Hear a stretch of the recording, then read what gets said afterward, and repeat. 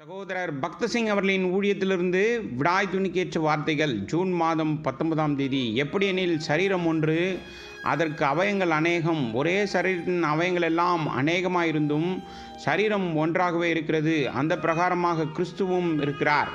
1 கொரிந்தியர் புஸ்தகம் 12வது அதிகாரம் 12வது வசனம். கொரிந்திய விசுவாசிகள் பல குழுக்களாக பிரிந்திருந்தனர். அவர்கள் தங்களை வெவ்வேறு பெயர்களில் அழைக்கத் தொடங்கினார்கள். 1 கொரிந்தியர் புஸ்தகம் 1வது அதிகாரம் 12 மற்றும் 13வது வசனங்கள். வெவ்வேறு பெயர்களில் நம்மை நாம் அழைத்து கொள்ளும்போது அது பிரிவை கொண்டு வரும். நாம் அனைவரும் கிறிஸ்துவுக்கு மட்டுமே சொந்தமானவர்கள். வேறு எந்த பெயராலும் அழைக்க நமக்கு உரிமை இல்லை. திருமணத்தை உறுதிப்படுத்திக் கொள்வதற்கான உரிமத்திற்கு நான் விண்ணப்பித்தபோது உங்கள் மதம் பிரிவு என்ன என்று என்னிடம் கேட்கப்பட்டது. நான் இப்படியாக பதிலளித்தேன்: நாங்கள் கிறிஸ்துவின் சரீரம். நமக்கு பேரும் இல்லை, முத்திரையும் இல்லை. நாம் கிறிஸ்தவர்கள் மட்டுமே.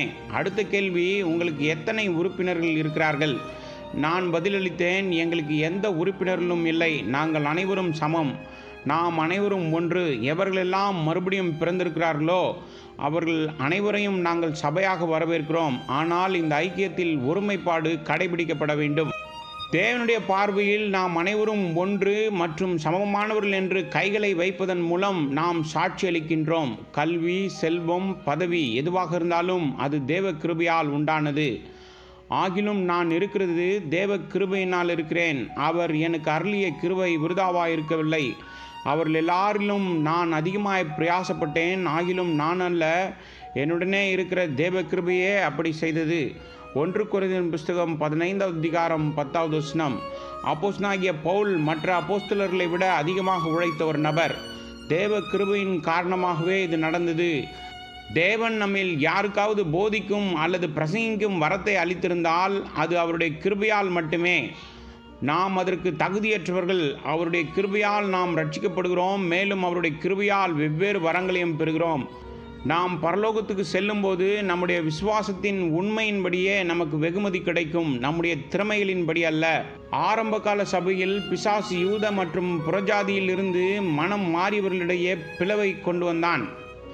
கலாத்திரிக்க நிருபம் 2வது அதிகாரம் 11லிருந்து 14வது வசனம் வரை அப்போஸ்தலனாகிய பவுல் மூலமாக அப்போஸ்தலனாகிய பேதுருவை கூட தேவன் எப்படி கடிந்து கொள்ள வேண்டியதாக இருந்தது. ஏனென்றால் அவன் இப்படிப்பட்ட வேறுபாட்டை ஜனங்கள் மத்தியில் காட்ட ஆரம்பித்தான். இந்தியாவில் விசுவாசிகளிடையே உயர் ஜாதி, தாழ்ந்த ஜாதி என்ற வேறுபாடை பார்க்கிறோம். அதேபோல் சில கிறிஸ்தவர்களும் தங்களை கிறிஸ்துவுக்குள் உறுதி செய்யாவிட்டால் இந்த பரிசுத்தமான பந்தியில் பங்கேற்க முடியாது என்று விசுவாசிக்கிறார்கள். தவறான போதனையால் இத்தகைய பிரிவுகள் வருகின்றது. ஆகவே மறுபடியும் பிறந்தவர்கள் கிறிஸ்துவுக்குள் ஒன்றாக இருக்கிறார்கள். விசுவாசிகளாகிய நாம் தேவ ஜனங்களிடையே பிளவை ஏற்படுத்தும் எந்த ஒரு செயலிலும், செயல்பாடுகளிலும் அல்லது சடங்குகளிலும் பங்கேற்க மறுக்க வேண்டும்.